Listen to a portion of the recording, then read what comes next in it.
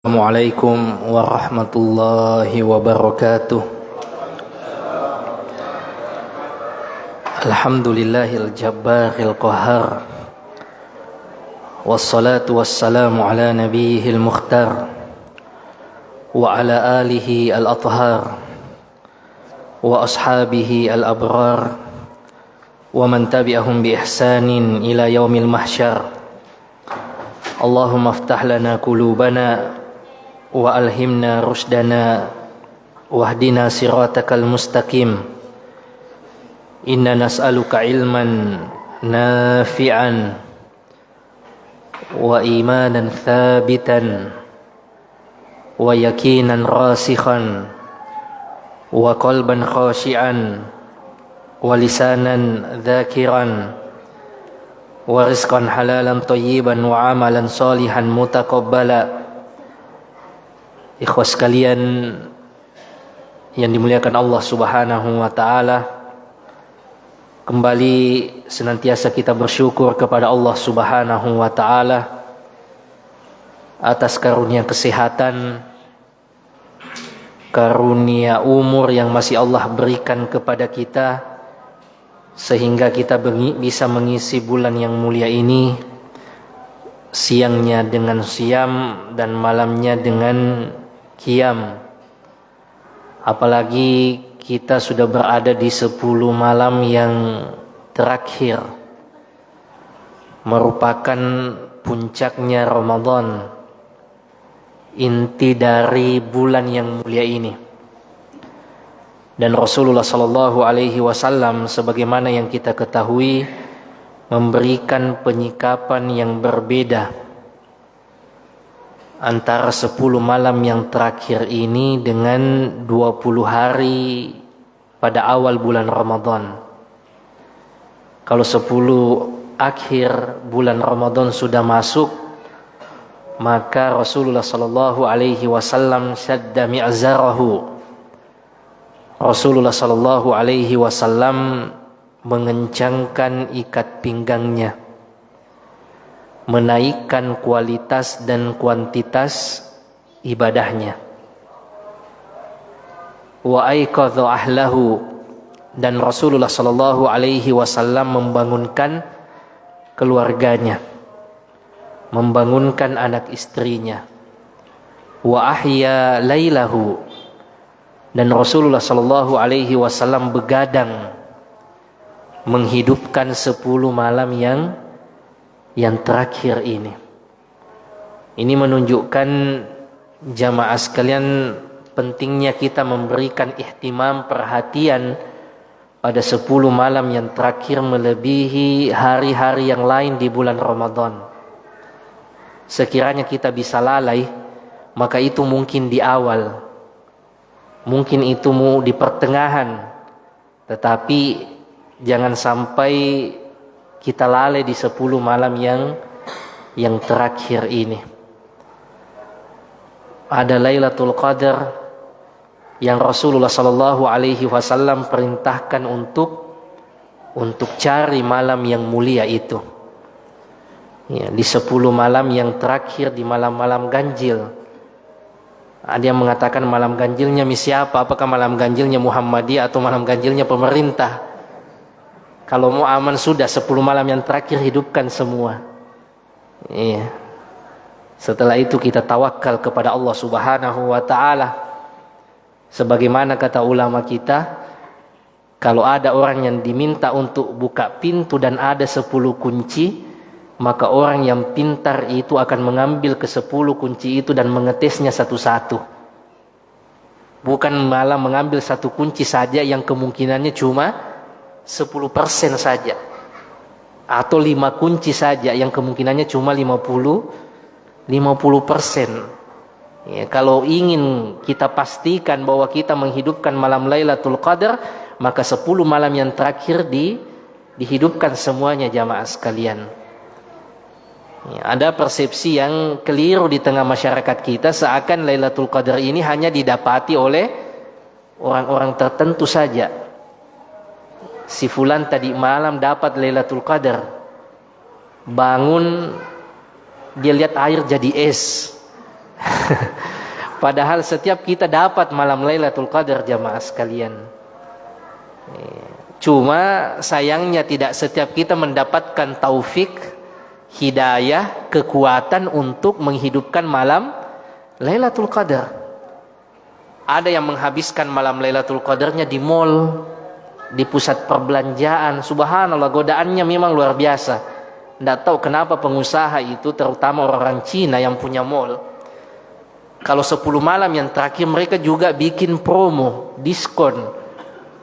Dan diskonnya itu di malam hari. Ada mereka punya nama itu midnight sale. Iya, diskon di pertengahan malam. Orang lagi beribadah di masjid, lagi siap-siap untuk qiyamul lail, ada sementara sebagian kaum muslimin yang dialihkan, disibukkan dengan baju baru, dengan midnight sale dan seterusnya. Akhirnya setiap tahun Lailatul Qadar terlewat begitu saja jamaah sekalian. Ada sebagian saudara kita yang waktunya habis di perjalanan untuk mudik. Iya. Makanya ini perlu kita atur. Ya, bukan berarti mudik itu tidak bagus. Beli baju baru tidak boleh. Semuanya boleh. Cuma jangan sampai untuk sesuatu ini kita korbankan yang lebih besar. Belum tentu tahun depan kita ketemu lagi dengan 10 malam yang terakhir atau bulan Ramadan secara umum jamaah sekalian. Yang Rasulullah sendiri sampai begadang jamaah sekalian. Rasulullah sampai bangunkan keluarganya, lalu kita mau korbankan malam kita sekedar untuk cari baju diskon. Ada orang yang habiskan waktunya di depan panci sibuk dengan burasa. Sekiranya kita bisa beli baju baru, sudah beli baju baru dari sekarang atau di siang hari. Sekiranya juga bisa burasa sekarang, bikin burasa, bikin memang dari sekarang. Sayangnya tidak bisa, tidak tahan ya. Basi. Maksudnya apa jamaah sekalian? Jangan sampai kita korbankan malam-malam di 10 malam yang terakhir ini. Disinilah Lailatul Qadar. Khairun min alfi syahrin. Lebih baik dari 1000 bulan, lebih baik dari 83 tahun jamaah sekalian. Yang umur kita saja belum tentu menginjak usia 83 tahun. Lihat maki sekitar tak jarang-jarang ada orang itu injak usia 83 tahun.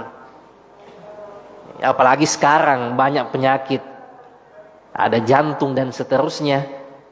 Ternyata jamaah sekalian ada satu malam di setiap tahun, di setiap bulan Ramadan dan di 10 malam yang terakhir, nilainya itu lebih baik dari 83 tahun. Satu lembar yang kita baca di malam yang bertepatan dengan malam Lailatul Qadar lebih baik dari satu lembar yang kita baca setiap malam selama 83 tahun. 2 rakaat yang kita tegakkan di malam yang bertepatan dengan malam Lailatul Qadar lebih baik dari 2 rakaat yang kita lakukan setiap malam selama 83 tahun jamaah sekalian. Ini karunia besar untuk mengakselerasi, mempercepat persiapan kita menemui Allah Subhanahu wa taala, karena Allah tahu kita ini berumur pendek jamaah sekalian. Beda dengan umat terdahulu yang Allah berikan pada mereka umur yang sangat panjang sampai ratusan tahun jamaah sekalian. Kalau kita jangankan 100 tahun, jangankan 950 tahun seperti Nabi Nuh, 80 tahun, 90 tahun jarang lagi kita dapati orang yang menginjak usia demikian jamaah sekalian. Maka ini karunia dari Allah Subhanahu wa taala untuk memperbaiki persiapan kita menemui Allah Subhanahu wa taala. Ini masih ada tersisa beberapa malam jamaah sekalian. Kemungkinan besar kita akan lebaran bersamaan di tanggal 2 di hari ke-30. 29 kemungkinan puasa kita cuma sampai 29, Muhammadiyah sampai 30. Karena derajatnya itu pada tanggal 31 orang ru'yatul hilal sudah di atas 4 derajat. Sudah imkanur ru'yah. Insya Allah lebarannya akan bersamaan di tanggal 2. Masih tersisa beberapa malam, kita manfaatkanlah ini.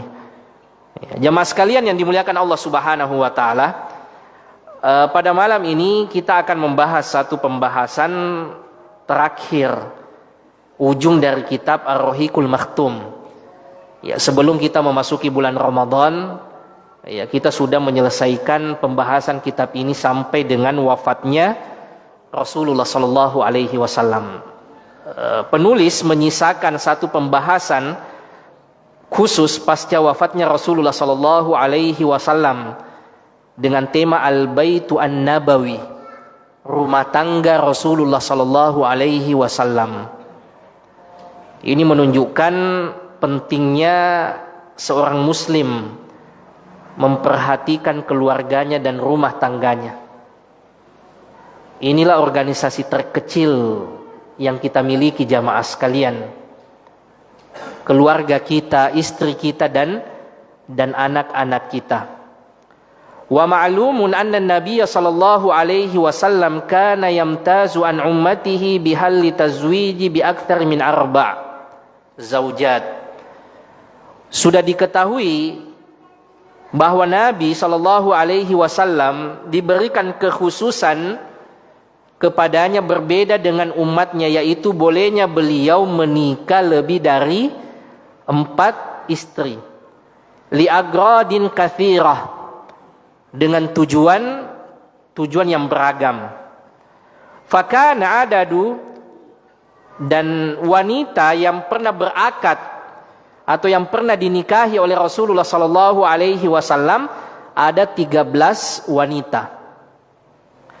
Minhunna tus'un mata anhun, ada 9 yang Rasulullah sallallahu alaihi wasallam meninggal sebelum mereka. Jadi ada 9 yang menjanda dari istri Rasulullah sallallahu alaihi wasallam pasca wafatnya Rasulullah sallallahu alaihi wasallam. Wa thintani tufiyatan fi hayatihi. Ya, tufiyata fi hayatihi, dan ada 2 orang istri Rasulullah sallallahu alaihi wasallam yang meninggal sebelum meninggalnya Rasulullah. Siapa itu? Khadijah radhiyallahu taala anha. Yang kedua siapa? Zainab bintu Khuzaimah. Jadi ini 2 orang istri Rasulullah sallallahu alaihi wasallam yang mendahului Rasulullah sallallahu alaihi wasallam, yaitu Khadijah dan Zainab bintu Khuzaimah. Ya, wafat sebelum wafatnya Rasulullah. Wa ithnatan lam yadkhul bihima, dan ada 2 istri Rasul yang sudah akad tetapi Rasulullah tidak menggaulinya. Iya. Dan yang pertama tentu saja ikhwas sekalian adalah istri Rasulullah sallallahu alaihi wasallam di Mekkah, siapa? Khadijah radhiyallahu taala anha. Kana al-baitun nabawi fi Makkah qabla al-hijrah yata'allafu minhu alaihi salatu wassalam wa min zaujatihi Khadijah bintu Khuwailid. Di Mekkah sebelum Rasulullah sallallahu alaihi wasallam diangkat sebagai nabi dan rasul, Rasulullah sallallahu alaihi wasallam sudah menikah dengan Khadijah. Yang di masa jahiliyah belum ada Islam, Khadijah ini sudah dijuluki oleh orang-orang Quraisy sebagai At-Tahirah, wanita yang suci bersih. Kenapa dinamakan At-Tahirah jamaah sekalian? Litarkiha ma taf'al nisaul jahiliyah, karena Khadijah tidak pernah melakukan apa-apa yang dilakukan oleh wanita jahiliyah. Apa yang dilakukan wanita jahiliyah? Yang pertama, tabarruj, senang memamerkan auratnya, senang berhias, senang mempertontonkan auratnya kepada laki-laki yang tidak berhak untuk melihatnya. Khadijah berbeda dengan mereka jamaah sekalian. Khadijah tidak seperti itu. Bahkan di antara mereka biasa kemudian tawaf dalam keadaan tidak menggunakan pakaian. Begitulah dahulu orang-orang jahiliyah, laki-lakinya perempuannya itu tawaf dalam keadaan tidak menggunakan pakaian. Makanya pasca Fathu Makkah, pada tahun 8 Hijriah, setahun setelahnya Rasulullah mengutus Abu Bakar untuk menyampaikan kepada orang-orang Mekah bahwa tidak boleh lagi tawaf dalam kondisi uryan, dalam kondisi tidak menggunakan pakaian, saking jahiliyahnya jamaah sekalian saat itu. Tetapi berbeda dengan Ummul Mukminin Khadijah radhiyallahu taala anha. Ia terjaga dari perbuatan buruk wanita-wanita jahiliyah. Yang kedua, masalah pernikahannya, pergaulannya. Jangankan perzinahan, pergaulan bebas wanita jahiliyah dengan laki-laki jahiliyah, nikahnya sekalipun sudah rusak. Ada model pernikahan yang pernah kita bahas, ya, kalau wanitanya sudah siap menikah maka cukup dia tancapkan bendera di depan rumahnya. Maka berdatangan laki-laki itu datang menggaulinya, akramakumullah. Nanti setelah hamil baru kemudian didatangkan dukun, kahin. Ada kahin, ada sahir. Kalau sahir ini orang Arab pun benci. Dulu sahir itu tukang santet. Kalau ada rumah tangga orang harmonis, bagaimana disantet supaya bertengkar sampai cerai. Ada orang sehat disantet kemudian sampai ia sakit bahkan meninggal. Nah, itu orang Arab sekalipun tidak suka sahir, tukang sihir, tukang santet, model dukun yang pertama. Ada yang kedua kahin. Ya, dukun kebalikannya tadi. Kalau ada rumah tangga yang nampaknya berselisih maka diakurkan dengan menggunakan dukun. Ada yang sakit dibawa ke dukun, ada masalah minta fatwa sama kahin, ini dukun model yang kedua. Ya sama-sama saja modelnya sebenarnya. Ya, cuma ada yang dibenci, ada yang disukai oleh orang-orang jahiliyah dulu. Ya, jadi kalau wanita itu sudah hamil, ya, maka laki-laki yang sudah menggaulinya dikumpulkan semua. Mungkin 6, 7 atau berapa saja yang pernah menggaulinya, itu dikumpulkan, dilihat mukanya, dicocokkan, oh ini. Ya, itulah yang kemudian menjadi bapaknya, karena saat itu kan tidak ada tes DNA. Jadi murni keputusan dukun. Nah, itu kan rusak sekali jamaah sekalian. Ada yang lebih jelek lagi, istibdha. Suaminya yang antarkan istrinya cari laki-laki yang berkualitas. Ada mungkin datang ke kampung mereka panglima perang atau pengusaha kaya raya, maka suaminya yang antar istrinya agar mendapatkan bibit unggul. Makanya disebut jahiliyah karena memang betul-betul bodoh. Nanti setelah digauli, ya suaminya ini tidak boleh mencampuri sampai lahir bibit unggulnya, menurutnya. Seperti itu jamaah sekalian. Tetapi ada wanita-wanita yang menjaga dirinya seperti Khadijah yang sudah dijuluki At-Tahirah. Laki-laki juga seperti itu. Minuman keras itu biasa saja bagi mereka. Ya, minuman keras juga di dalam Islam nanti dilarang kan di fase Madinah. Banyak sahabat Rasul atau ada beberapa sahabat Rasulullah yang masih minum khamr, ya, termasuk misalnya Hamzah dan yang lainnya. Tetapi ada sahabat-sahabat Rasul yang tidak pernah mencicipi khamr sama sekali. Padahal belum haram saat itu. Misalnya siapa? Misalnya Abu Bakar. Nah, itu tidak pernah minum khamr, tidak pernah menyembah berhala. Ditanya Abu Bakar, kenapa tidak pernah cicipi khamr? Padahal kan bukan di anu haram. Ya, nanti kan haramnya di Madinah belasan tahun setelah Islam datang. Kata Abu Bakar, saya orang yang menjaga harga diriku. Nah, orang peminum balo itu tidak ada harga dirinya. Yang mau nabilang, yang mau nabikin. Ya, tidak sadar lagi. Itu Abu Bakar cerdasnya. Ya, kalau saya minum khamr, itu pasti hilang harga diri. Ya, orang sudah ngelantur dan seterusnya. Termasuk menantu Rasulullah sallallahu alaihi wasallam Utsman bin Affan radhiyallahu taala anhu. Nah, itu tidak pernah minum khamr. tidak pernah menyembah berhala, tidak pernah berzina.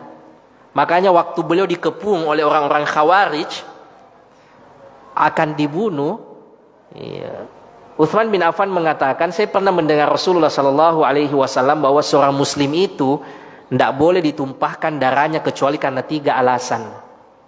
Yang pertama, orang yang murtad.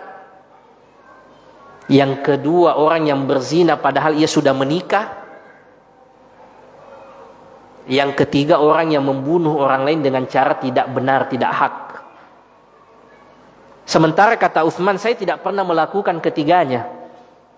Setelah saya masuk Islam, saya tidak pernah sama sekali berpikir untuk keluar dari agamanya Rasulullah Sallallahu Alaihi Wasallam. Sementara berzina, jangankan di masa Islam, sebelum Islam sekalipun saya tidak pernah mendekati zina. Dan saya tidak pernah membunuh satu orang pun, kata Utsman bin Affan radhiyallahu taala anhu. Nah, inilah orang-orang di sekitar Rasulullah sallallahu alaihi wasallam, as-sabiqunal awwalun ini. Khadijah bintu Khuwailid ini, ikhwas sekalian, ini merupakan istri Rasulullah sallallahu alaihi wasallam yang istimewa. Yang namanya istri pertama. Waktu Khadijah sudah wafat, Aisyah itu cemburu karena Rasulullah sallallahu alaihi wasallam masih selalu terkenang dengan Khadijah. Kalau ada yang masak di rumahnya, maka Rasulullah mengatakan antar sebagian ini ke sahabat-sahabatnya Khadijah. Sampai kemudian istri Rasulullah sallallahu alaihi wasallam kan maksudnya sudah meninggal, ada maki ini. Tapi apa kata Rasulullah sallallahu alaihi wasallam? Hiya saddaqatni hina kafara bin nas. Dia yang membenarkanku di saat semua manusia-manusia itu kufur, mendustakanku. Wa asyrakatni fi mali, dan ia mengorbankan hartanya untuk dakwah ini di saat tidak ada orang dulu yang mau bantu Islam. Jangan kamu bantu Islam, malah diboikot. Tetapi ada wanita yang mulia ini yang kemudian menopang dakwah suaminya. Karena Khadijah ini, jamaah sekalian, wanita kaya raya, janda. Banyak orang yang lamar tapi tidak mau menikah. Saat itu ia tertarik untuk mempekerjakan, karena ia janda, punya banyak uang, geraknya terbatas, maka ia mempekerjakan lelaki-lelaki untuk memutar modalnya, dipakai pergi berdagang keluar. Ia mendengar tentang kejujuran seorang laki-laki, seorang pemuda yang bernama Muhammad sallallahu alaihi wasallam, maka dipekerjakanlah, dibekali dengan satu asisten yang bernama Maisarah, laki-laki. Yang sampai di Indonesia disangka perempuan. Dan kenapa Rasulullah pergi berdua-duaan sama perempuan ke luar negeri? Maisarah itu laki-laki kalau di Arab. Ya, beda dengan kita di Indonesia, kalau ada anak perempuan dikasih nama Maisarah, itu laki-laki. Iya. Rasulullah sallallahu alaihi wasallam saat berdagang itu unik. Ya, Rasulullah jujur dalam berdagang, tetapi mampu meyakinkan orang untuk tetap membeli dagangannya. Itu kan luar biasa. Kalau meyakinkan orang untuk beli dagangan kita dengan kita berbohong, dikompa-kompai, itu mungkin mudah. Tapi di saat kita mampu jujur apa adanya dan orang yakin untuk membeli barang kita, itu yang luar biasa. Dan itu yang dilakukan oleh Rasulullah sallallahu alaihi wasallam, sehingga membuat asistennya ini, Maisarah ini, kaget. Orang ini jujur apa adanya tetapi mampu menumbuhkan harta ini demikian besarnya. Kembali Khadijah kemudian interogasi, bagaimana perjalanan dagangmu? Maisarah menyampaikan yang luar biasa dari karakter Rasulullah sallallahu alaihi wasallam, akhlaknya, kejujurannya, mampu meyakinkan orang dan seterusnya. Sebagaimana kata Umar, 2 hal yang perlu sebelum mentazkiyah, berkomentar tentang seseorang, apa itu? Pernah bersafar dan pernah berurusan dengannya dengan urusan uang, pada masalah uang, pada urusan uang. Dan Maisarah ini sudah lakukan dua-duanya. Sudah safar bersama-sama jauh-jauh, berhari-hari, dan ia lihat bagaimana ia memegang uang, bagaimana ia mengurus uang. Mungkin ada orang kelihatan baik jamaah sekalian, kelihatan ikhwah, tapi kalau urusannya sudah uang, nah itu bermasalah. Malah ada yang biasa berseluruh lebih baik bisnis sama orang Cina daripada sama ikhwah. Kalau ikhwah ji, iya, ini tidak benar. Seharusnya sesama ikhwah justru harus lebih amanah. Jangan sampai ada kesan seperti itu. Iya. Juga pernah bepergian, ya, karena kalau ketemu di taklim, di tarbiyah, orang pasti akan tampilkan sisi-sisi terbaik dari dirinya. Nanti setelah kita rihlah bersama, oh ini yang kutu, ini yang rajin, ini yang cepat tersinggung, ya, ini yang cepat responnya dan seterusnya. Itu kan kelihatan pada saat kita bersafar. Dan watak aslinya Rasulullah Sallallahu Alaihi Wasallam kelihatan oleh Maisar ini. Ini orang yang luar biasa. Betul-betul amanah, betul-betul terpercaya, betul-betul memiliki akhlak yang paripurna. Ini yang membuat Khadijah akhirnya jatuh hati. Dia yang akhirnya minta untuk dinikahi. Tapi karena ia wanita malu, kebetulan ada teman perempuannya namanya Nafisah. Nafisah inilah, ya, Khadijah curhat sama dia. Nafisah ini yang bicara langsung dengan Rasulullah. Ternyata Rasulullah juga mau. Iya. Akhirnya menikahlah mereka jamaah sekalian. Ya, Khadijah radhiyallahu taala anha ummul mukminin, istri Rasulullah yang pertama. Ya, kalau di Indonesia sebut Siti Khadijah. Siti itu sebenarnya singkatan dari Sayyidati. Ya, Sayyidati. Kalau laki-laki Sidi, Sayyidi. Sampai di Indonesia jadi Siti. Ya, Siti Aisyah, Siti Fatimah, Siti Khadijah. Memang orang Indonesia ini unik-unik. Iya. Dari Khadijah ini, ikhwah sekalian, Rasulullah Sallallahu Alaihi Wasallam kemudian berdakwah ditopang oleh istrinya. Bahkan sebelum menjadi nabi, saat Rasulullah mendekati umur 40, Rasulullah itu menikah di umur 25 tahun. Sementara Khadijah saat itu umurnya 40 tahun. Menjelang 40 tahun, Rasulullah Sallallahu Alaihi Wasallam sudah menarik diri dari masyarakat. Iktikaf lah kalau model kita sekarang. Rasulullah beriktikafnya di Gua Hira, bertafakkur, beruzlah. Ya, Khadijah yang kemudian membekali kebutuhan-kebutuhan Rasulullah Sallallahu Alaihi Wasallam. Ini model ummahat yang ideal. Ada suami yang mau iktikaf, didukung, disupport. Jangan justru dihalang-halangi, di rumah lalomi dan seterusnya. Justru harus disupport. Begitulah Khadijah radhiyallahu taala anha. Dari Khadijah ini lahir putra-putri Rasulullah Sallallahu Alaihi Wasallam. Laki-laki semuanya meninggal dalam keadaan belum balik. Ibrahim lahir dari Maria, adapun yang lainnya dari Khadijah. Abdullah dan Al-Qasim lahir dari Khadijah dan meninggal sebelum balik. Adapun perempuan semuanya tumbuh dewasa dan mendapati Rasulullah Sallallahu Alaihi Wasallam diangkat sebagai nabi dan rasul dan menjadi orang-orang yang awal masuk Islam. Ada putri Rasulullah yang lahir dari Khadijah namanya Zainab. Itu menikah dengan siapa? Abul As. Iya. Zainab menikah dengan Abul As. Iya.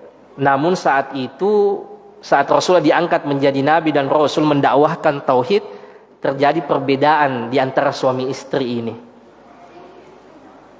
Zainab kemudian menerima dakwah ayahnya, sementara Abul As belum masuk Islam. Ini kan dijadikan argumentasi oleh orang-orang liberal tentang bolehnya nikah beda agama. Apakah seperti itu? Ternyata tidak begitu jamaah sekalian. Karena saat itu belum ada perintah untuk memisahkan suami istri ini. Zainab nanti kemudian hijrah ke Madinah.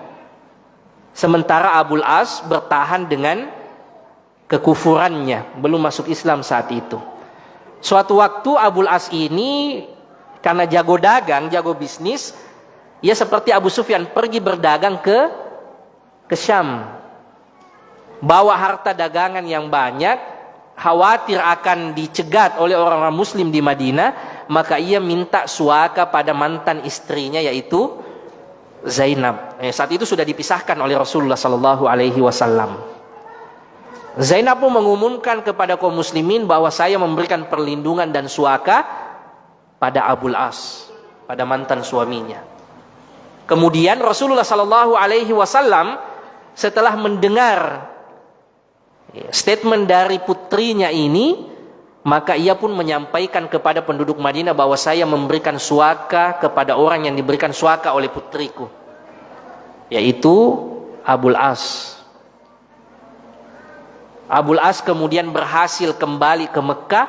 Setelah ia kembalikan semua hartanya penduduk Mekah, ia bagi hasil dan seterusnya. Lalu kemudian ia bersyahadat dan bergabung ke Madinah dan masuk Islam. Dari pernikahan Zainab dan Abul As ini lahir cucu Rasulullah siapa?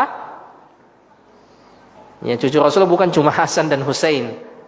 Umamah. Nah, itulah yang pernah digendong oleh Rasulullah sallallahu alaihi wasallam saat Rasulullah sementara sholat. Jadi bukan Hasan dan Husain. Kalau Hasan dan Husain itu yang menunggangi Rasulullah saat Rasulullah lagi sholat. Tapi yang sementara digendong oleh Rasulullah, yang diletakkan kalau sujud, itu adalah Umamah. Makanya Umamah bintu Abil As. Nah, itu cucu Rasulullah sallallahu alaihi wasallam dari Zainab. Kemudian ikhwas sekalian, ada putri Rasulullah sallallahu alaihi wasallam dari Khadijah, yaitu Ruqayyah. Ruqayyah ini kemudian menikah nanti dengan Utsman bin Affan. Yang sebelumnya ia menikah dengan putra Abu Lahab, Utbah bin Abi Lahab.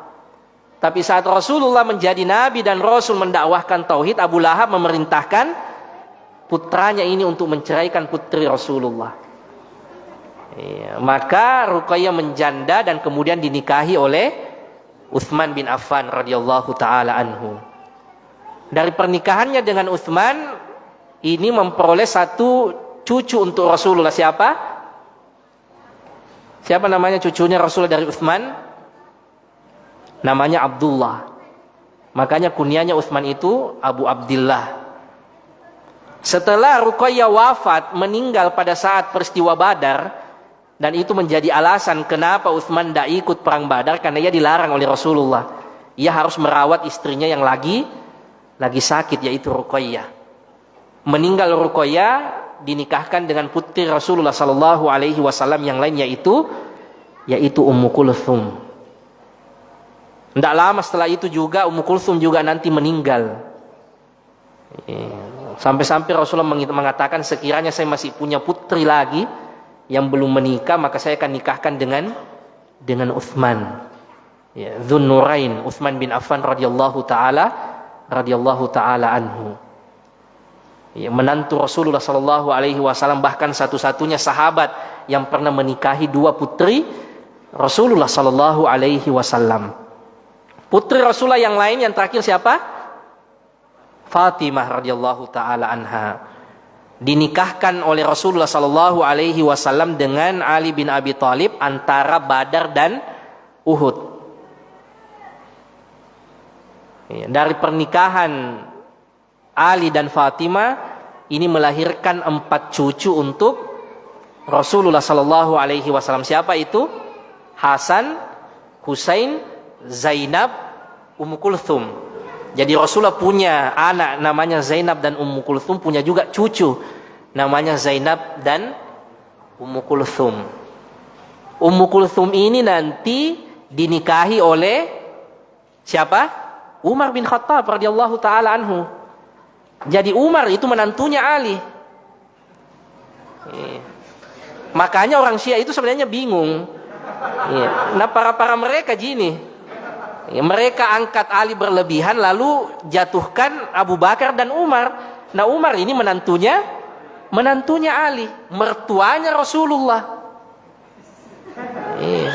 Orang-orang Orang-orang liberal juga menyerang kaum muslimin kepada Rasulullah, kepada sahabat dengan mengatakan mereka pedofil, menikahi anak-anak. Padahal tidak pernah ada pembahasan, tidak pernah ada celaan kepada Rasulullah Sallallahu Alaihi Wasallam dari orang-orang Quraisy bahwa mereka ini pedofil, mereka menikahi anak-anak. Karena kenapa jamaah sekalian? Karena budaya kita, apa yang kita lihat hari ini mau dihukumi untuk menghukumi apa yang ada di masa itu. Yang saat itu bukan aib, biasa saja. Orang kalau sudah mulai besar itu menikah, sama dulu di kampung kan, orang selesai SD itu biasa saja menikah. Ya, tetapi orang sekarang atas nama HAM dan seterusnya yang menyerang kehormatan Rasulullah, kehormatan sahabat-sahabat Rasulullah Sallallahu Alaihi Wasallam. Padahal tidak pernah dulu, ya, di masa klasik itu Rasulullah dituduh menikahi anak-anak. Karena itu biasa saja di masa mereka. Sama dengan dulu, orang tua kita dulu itu banyak mungkin yang poligami, biasa saja. Tapi sekarang itu kan sudah jadi tabu sekali kalau ada orang yang poligami. Kenapa? Karena apa yang ada sekarang ini mau dipakai untuk menghukumi konteks yang dulu itu. Masalah poligami, masalah kepantasan pernikahan ini ya, kembali kepada adat yang diterima di masyarakat saat itu. Ya, jadi Umar ini merupakan menantunya Ali bin Abi Thalib. Ia menikahi cucunya Rasulullah Sallallahu Alaihi Wasallam. Ya, Uthman juga merupakan menantu Rasulullah. Apa istilahnya lagonya ya? Lagonya Ali. Ini semuanya keluarga besar jamaah sekalian. Makanya tidak bisa mengangkat cuma satu baru menjatuhkan yang lain. Termasuk dalam perang Siffin. Iya, itu kan perang antar sesama sepupu Rasulullah, antar Zubair dan Ali. Ali sepupu Rasulullah, Zubair juga sepupunya Rasulullah Sallallahu Alaihi Wasallam. Ali anaknya Abu Thalib, Zubair anaknya Sofia bintu Abdul Muttalib. Yang di siang hari mereka sudah berdamai. Iya, ternyata sama-sama keinginan kita ini baik-baik, ingin menghindarkan kaum muslimin dari fitnah. Tetapi menurut Zubair, pembunuh Utsman ini harus cepat ditangkap. Karena kalau tidak ditangkap, fitnah akan semakin membesar. Karena yang dia bunuh ini menantunya Rasulullah sekaligus pemimpinnya kaum muslimin. Tetapi menurut Ali, biarkan kondisi dulu kondusif, baru kemudian ditangkap. Di siang hari mereka berdialog, ternyata sepakat. Ternyata maksudnya sama-sama baik. Pada malam hari semuanya tidur dan siap-siap untuk pulang keesokan harinya. Karena setelah musyawarah, masing-masing mengutarakan pandangannya, hanya perbedaan ijtihad. Orang-orang Khawarij tidak senang dengan hal ini. Datang ia menyerang perkemahan Zubair yang lagi tidur. Dan jahatnya lagi, setelah ia menyerang perkemahan Zubair, lari ia ke perkemahan Ali. Sehingga pasukannya Zubair mengira pasukannya Ali yang menyerang, padahal tadi siang sudah damai. Maka diserang, dikejar. Pasukan Ali bangun melihat, loh kok pasukan Zubair menuju ke kita. Akhirnya dihantamkan jamaah sekalian, diadu domba. Perang berkecamuk, Zubair menahan pasukannya, Ali juga melawan, tapi tidak bisa kalau fitnah sudah berkecamuk. Ada di antara orang Khawarij yang akhirnya membunuh Zubair dari belakang dan memenggal kepalanya. Datang ia kepada Ali untuk cari muka, yang dengannya mungkin Ali bisa gembira. Tetapi Ali mengatakan, saya sampaikan kabar gembira kepadamu bahwa Rasulullah pernah berkata bahwa orang yang membunuh Zubair akan masuk neraka. Ali justru marah besar karena ia merupakan sepupunya juga. Satu kakek, sama-sama cucunya Abdul Muttalib. Begitu juga sahabat Rasulullah Tolha bin Ubaidillah. Tolha bin Ubaidillah menahan pasukan, ia mundur. Ia sudah menahan, berteriak, tidak bisa lagi mengontrol pasukan. Ia kemudian kena panah dari belakang. Ini bahayanya fitnah, ikhwas kalian, bahayanya adu domba. Sebagaimana kata Ibnu Taimiyah, kalau fitnah itu sudah berkobar, jangankan agama yang tidak bisa ditegakkan, dunia pun juga tidak bisa diraih. Dan itu yang dilakukan oleh orang-orang Khawarij sejak dulu jamaah sekalian. Sampai sekarang orang-orang Syiah mengadu domba kaum muslimin dan seterusnya. Jam berapa tarawih? Ya, jam 9. Ya, saya kira ini ikhwas sekalian, ya, bagaimana rumah tangga Rasulullah sallallahu alaihi wasallam, ya, istrinya, putra-putrinya dan cucu-cucunya, juga istri-istri Rasulullah sallallahu alaihi wasallam. Ya, teladan kita pada Rasulullah sallallahu alaihi wasallam, bagaimana Rasulullah memberikan perhatian pada keluarganya. Meskipun Rasulullah sallallahu alaihi wasallam orang yang sibuk sekali, yang tidak ada lagi orang yang bisa seperti sibuknya Rasulullah. Nabi, Rasul, guru bagi sahabat-sahabatnya, panglima perang, kemudian presiden, diplomat, pemegang kunci Baitul Mal, tetapi beliau memberikan waktu khusus kepada keluarga-keluarganya. Padahal istrinya beliau tadi 13. Ya, kita istri satu saja, anak juga tidak seberapa, tapi selalu katanya sibuk, tidak ada waktu untuk keluarga.